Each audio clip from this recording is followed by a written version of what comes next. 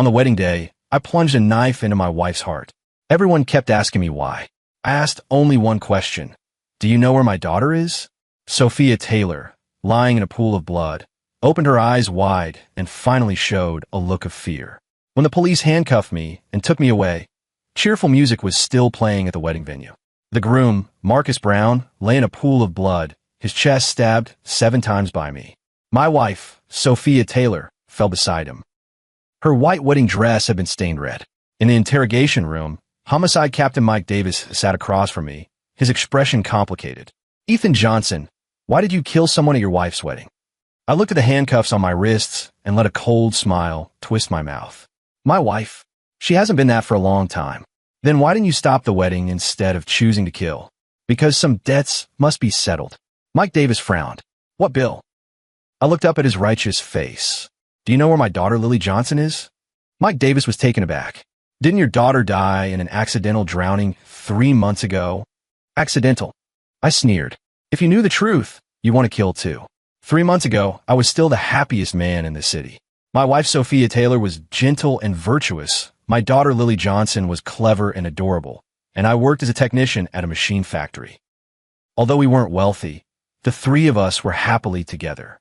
Until that afternoon, when I came home from work and saw Sophia Taylor hurriedly come out of the bedroom. Honey, why did you come home so early? I thought it was a bit strange, glanced into the bedroom. The sheets were messy, and there was the scent of a man's cigarette. Sophia, has anyone been here? No, I was just sleeping. Her eyes flickered.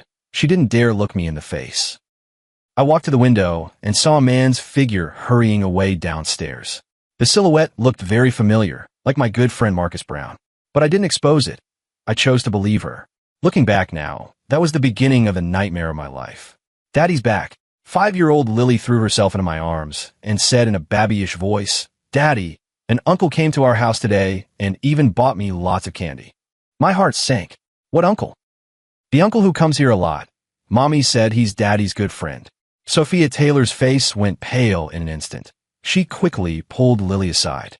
Lily, don't say things like that. Mom, I'm not making it up. That uncle was even in the room with you. Shut up. Sophia Taylor snapped, cutting her daughter off sharply. I watched everything before me, my heart torn to pieces. But for the sake of this family, for my daughter, I chose to endure. That night, I asked Sophia Taylor, Sophia, are you still satisfied with our family? She avoided my gaze. Of course I'm satisfied. What are you thinking? That's good. I smiled bitterly. I just hope Lily grows up healthy. She will. Sophia Taylor's voice trembled slightly. That night, I didn't sleep at all. I knew my wife had betrayed me, but I thought that as long as I was patient enough, forgiving enough, this family could still hold together. I was wrong. Some wounds, once they begin, never stop. Over the next few months, I noticed Sophia Taylor acting increasingly strange. She started going out frequently, saying she was attending girls' gatherings, and always came back very late. She bought a lot of new clothes, and her makeup became much more refined than before. And my good brother Marcus Brown also began to distance himself from me. The brotherly gatherings we used to have every week suddenly turned cold. Most importantly, Lily's condition changed too. She became timid and fearful, often having nightmares and waking up crying in the middle of the night. When I asked her what was wrong, she always said, Dad, I'm afraid of that uncle. Which uncle? The uncle who comes to our house. He always glares at me and says I'm unnecessary. My blood ran cold instantly. Sophia Taylor explained beside me. Lily must be dreaming. There's no uncle. But Lily insisted, Mom, there really is. That uncle even said if I talked nonsense, he'd make me disappear. In that moment, I knew I had to take action. I began secretly investigating Sophia Taylor's movements and discovered she was indeed having an affair with Marcus Brown. Worse, they weren't merely cheating, they were plotting something. I overheard their phone conversation. Marcus, when will that useless Ethan Johnson finally disappear? Wait a little longer. I'm already trying. That little brat is such a nuisance, always letting things slip. Why don't we deal with Lily first? Are you crazy? That's his biological daughter. It has to be dealt with sooner or later. What's the difference between sooner and later? Hearing that, my whole body trembled. My wife, the person I trusted most, was actually planning to kill my daughter. That night, holding Lily, I couldn't stop the tears from flowing. Daddy, why are you crying? Lily used her small hand to wipe my tears. Lily, if one day Daddy is gone, you must remember that Daddy will always love you. Daddy, don't go. Lily loves Daddy the most.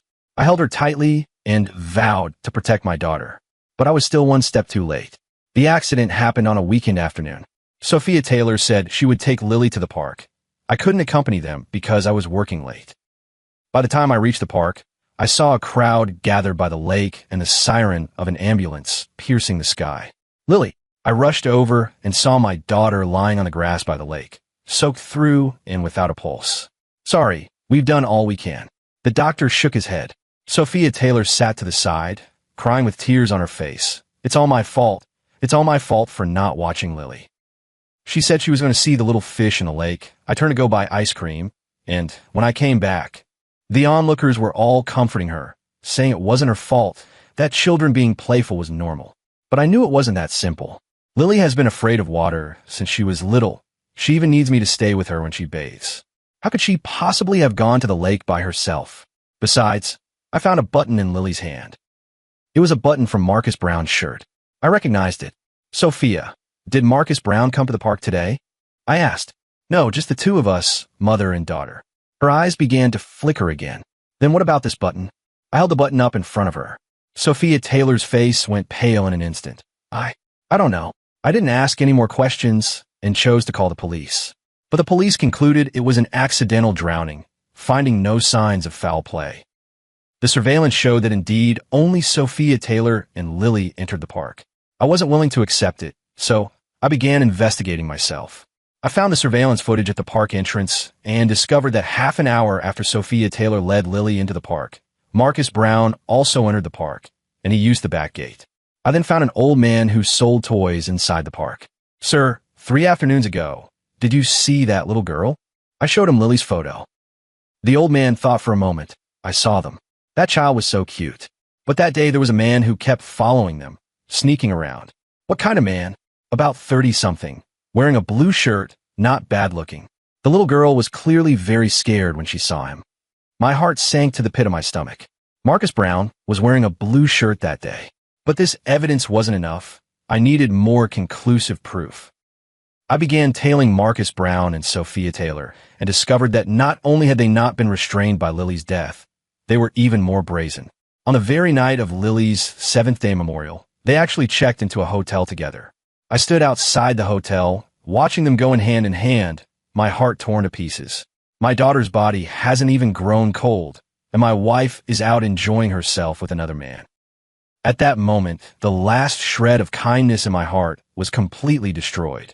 The next day, I pretended not to know anything and went home as usual.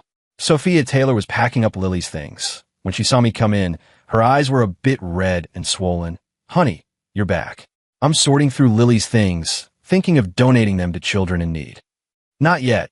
Let me take another look. I walked over and picked up Lily's favorite doll. Did Lily ever say anything special to you before she died? I asked tentatively. No, she was just an ordinary child. Sophia Taylor's answer came quickly, clearly something she had prepared in advance. Then why was she always afraid of that uncle? Sophia Taylor froze for a moment. What uncle? The uncle who often comes to our house. I looked straight into her eyes. Honey, aren't you overthinking this? Lily has never said such things.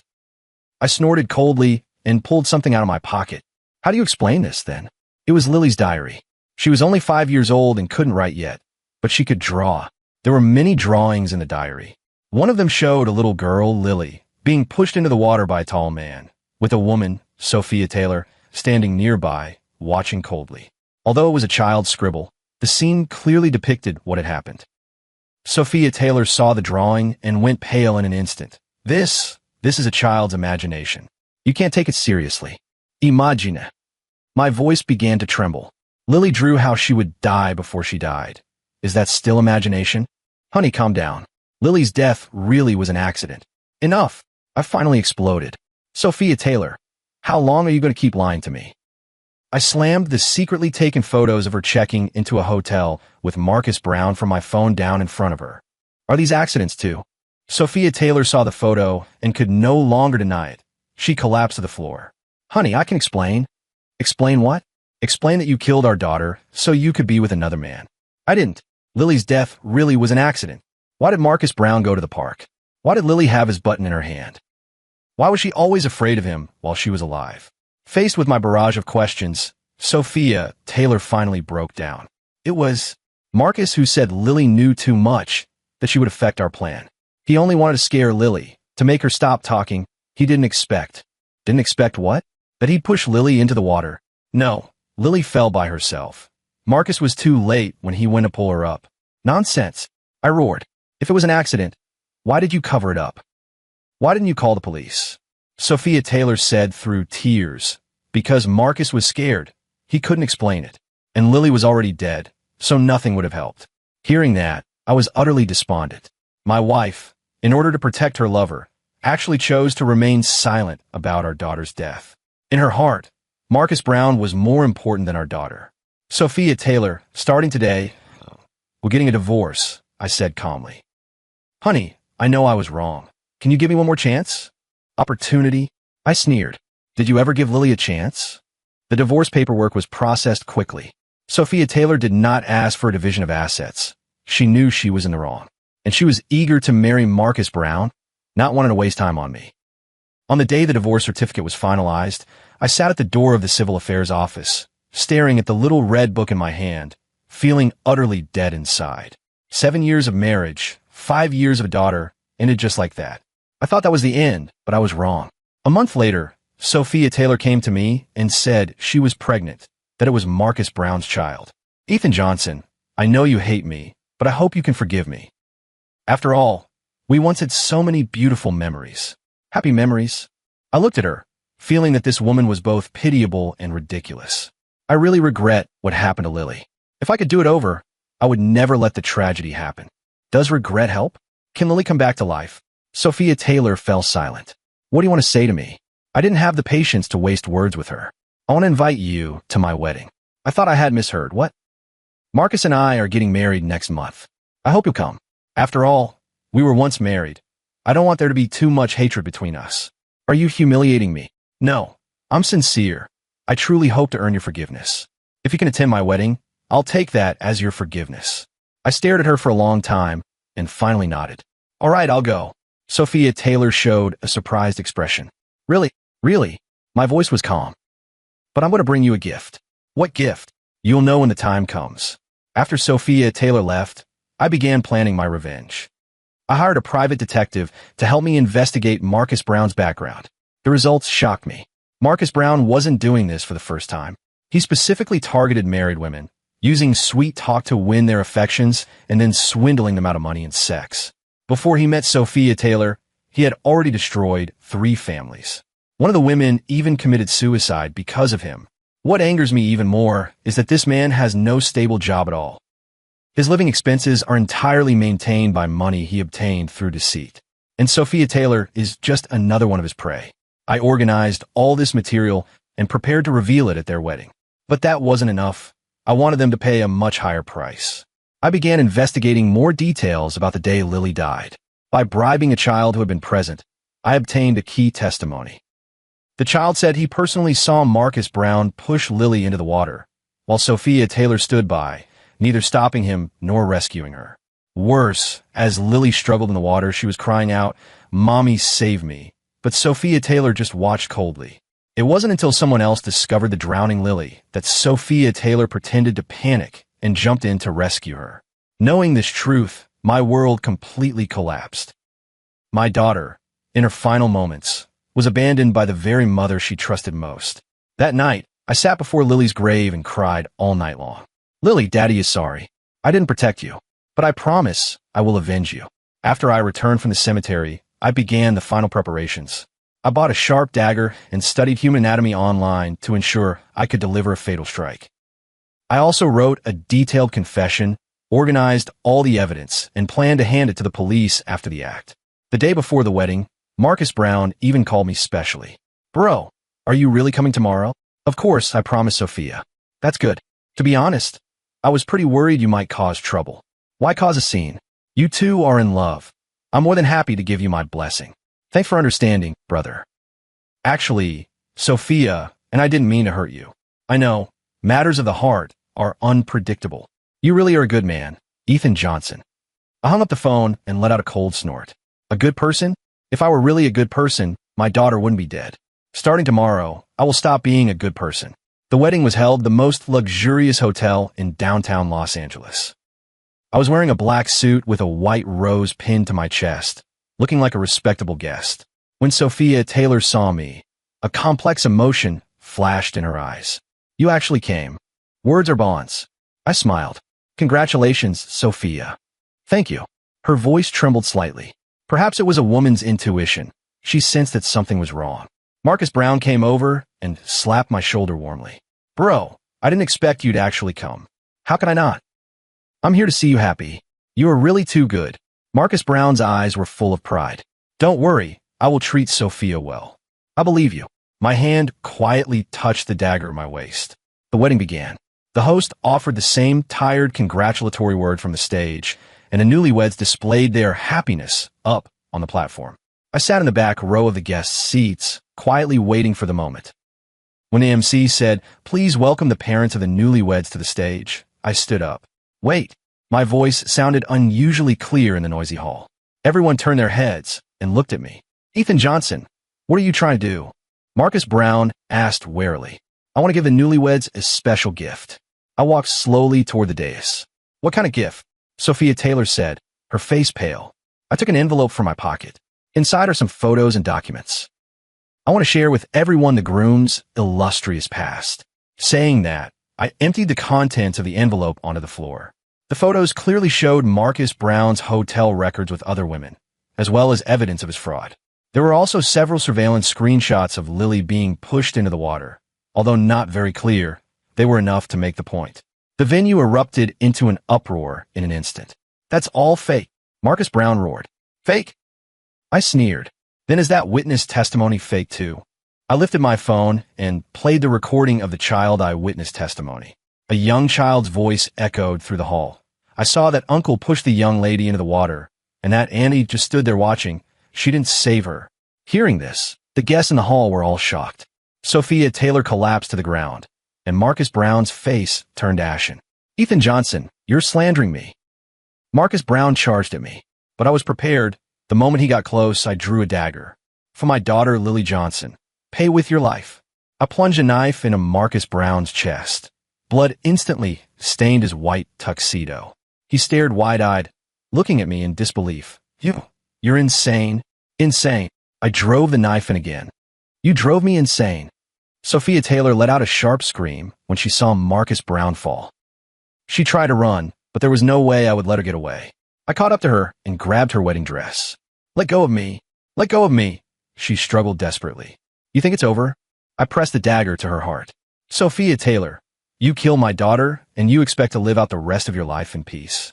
Ethan Johnson, I know I was wrong. Please let me go. Wrong. I sneered. When Lily was struggling in the water, why didn't you save her?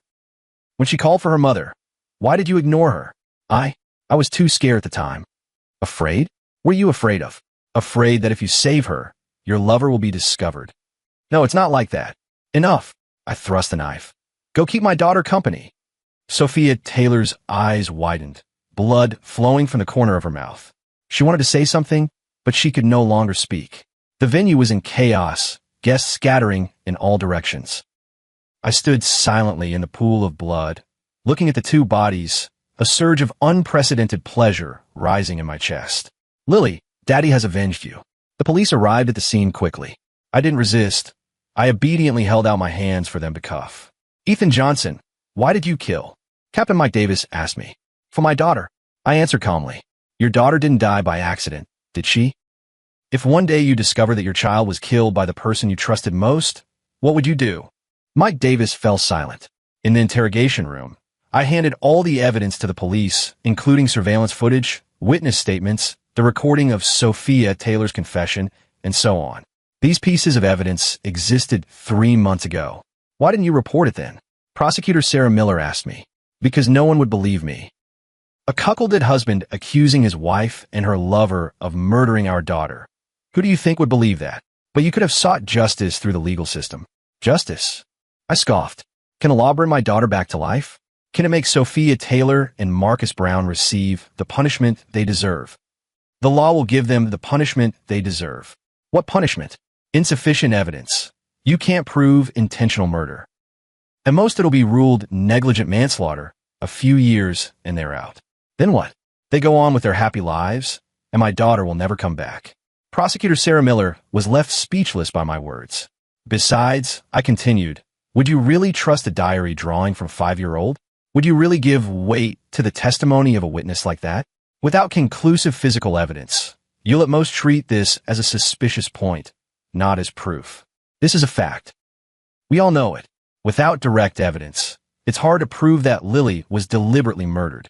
And now, through my actions, that evidence has finally come into play. Ethan Johnson, your actions have constituted intentional homicide, and you murdered someone in public. You will face the death penalty, Prosecutor Sarah Miller said sternly. I know, I answered calmly. From the moment I picked up the dagger, I never intended to come out alive. Don't you regret it? Regret what? Regret avenging my daughter? Or regret killing 2 beasts? Do you have children? I countered, asking Prosecutor Sarah Miller. Prosecutor Sarah Miller nodded. I have a daughter. She just started elementary school. If one day you discover that your daughter was deliberately killed, and the murderer not only escapes the punishment they deserve, but also flaunts their happiness in front of you, what would you do? Prosecutor Sarah Miller was silent for a long time, then finally said, I might do the same thing you did. That's right. I gave the first genuine smile I'd shown in days. As a father, protecting my daughter is my duty. Although I failed to protect her life, at least I avenged her. The case was concluded quickly. Because the facts were clear, the evidence was conclusive, and I voluntarily admitted the crime. The court sentenced me to death, to be carried out immediately. In the days waiting for execution, I was calm every day. I wrote many letters to Lily. Although she could not see them, it was the only way I could communicate with her. I told her that Daddy would soon go to be with her. I told her that those 2 bad men had already received the punishment they deserved. I told her that Daddy would love her forever. The day before the execution, Captain Mike Davis came to see me. Ethan Johnson, do you have anything else to say? No. I shook my head. I've said what needed to be said and done what needed to be done. Do you truly have no regrets? My only regret is that I didn't discover their true faces sooner, that I couldn't protect my daughter. Mike Davis sighed. Your case has sparked a lot of discussion online. Many people support what you did. Really, I was somewhat surprised. Yes, especially parents with children. They all say they understand your actions. That's enough. I smiled. At least someone can understand me. There's one more thing I need to tell you. Mike Davis hesitated. The child Sophia Taylor was carrying, after DNA testing, is not Marcus Brown's. I froze for a moment. What do you mean? After comparison, the father of that child is someone else. In other words, Sophia Taylor not only betrayed you, she also betrayed Marcus Brown. Hearing this, I didn't know whether to laugh or cry. This woman is truly disgusting to the very end. Marcus Brown didn't know about this before he died. He still thought he was going to be a father.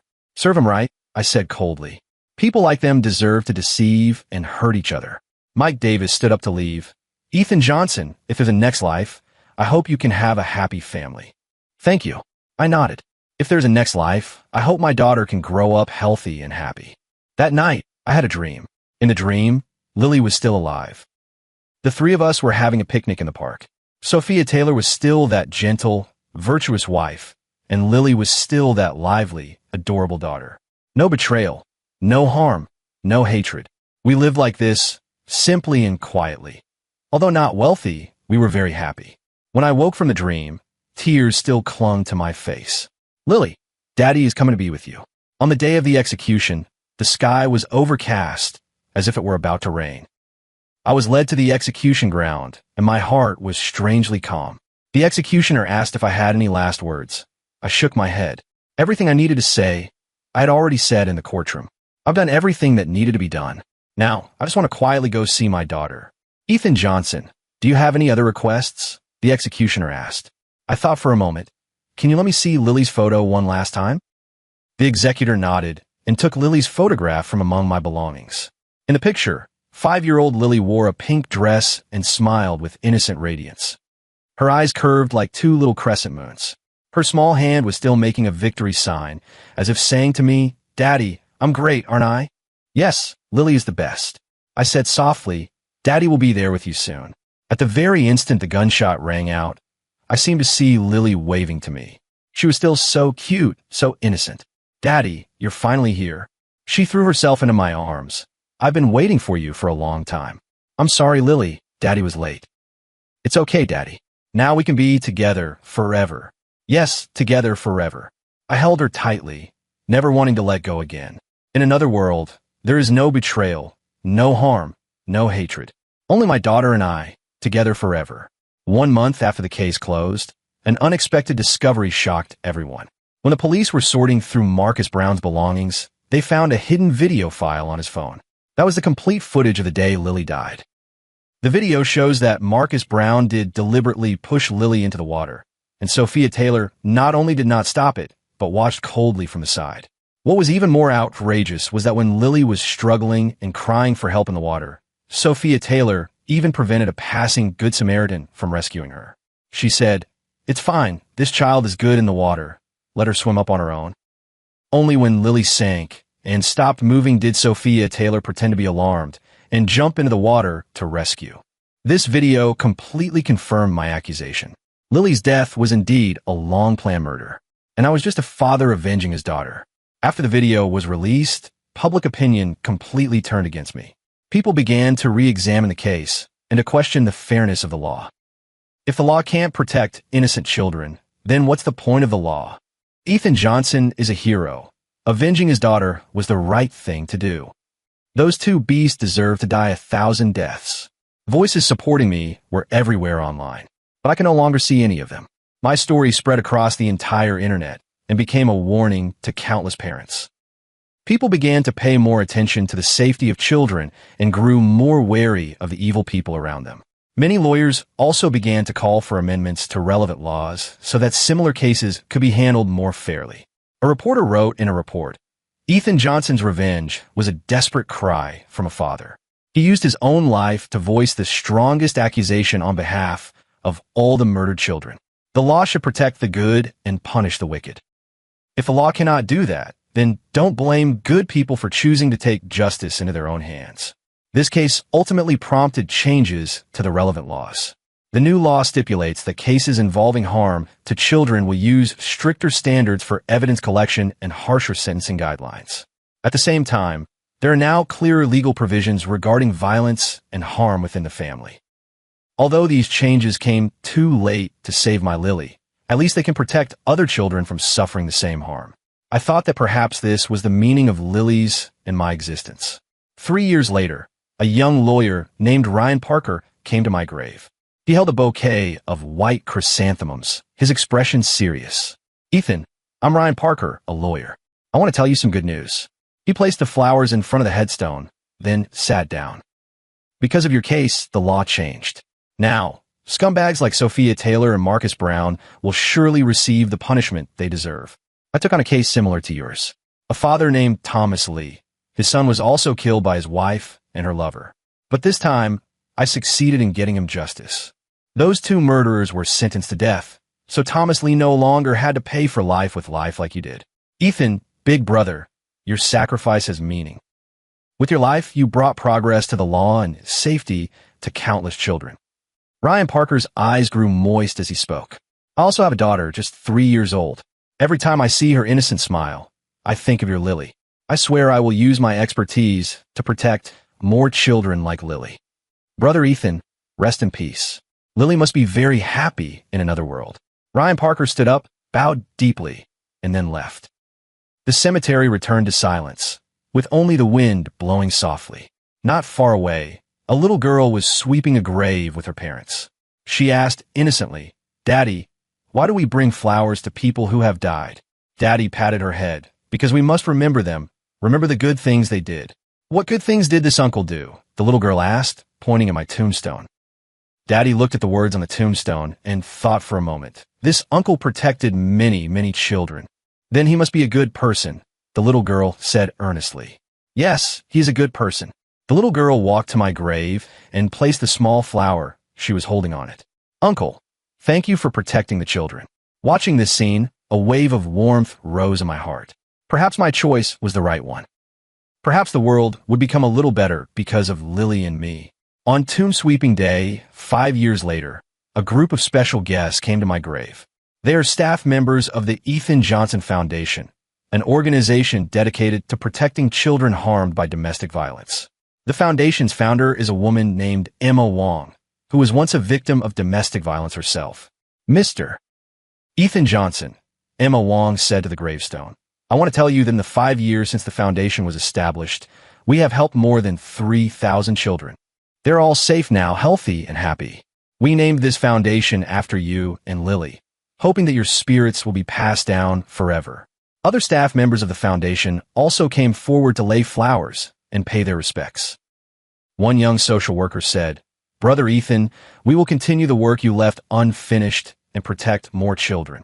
Let every child grow up in love and care, and let every family be free from violence and harm.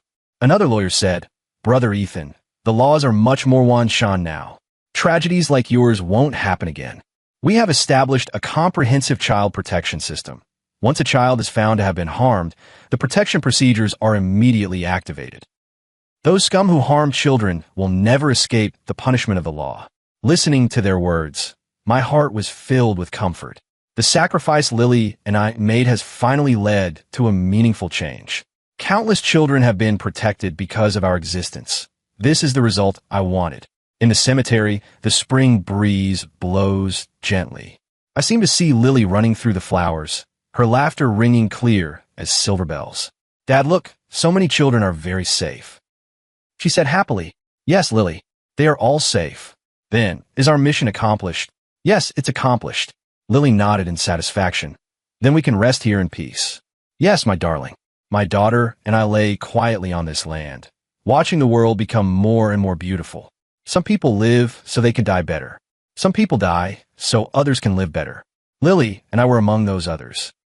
With our blood and tears, we brought about improvements in the law and the safety of countless children. The price was heavy, but it was worth it. Because in this world, nothing is more precious than a child's life. Nothing is greater than a father's love. My name is Ethan Johnson. I used to be an ordinary father. My daughter's name was Lily Johnson. She used to be an innocent, lovely child. Our story has ended, but our spirit will live on forever. May all the children in the world grow up safe and happy. May all the parents in the world be able to protect their children. This is my final wish.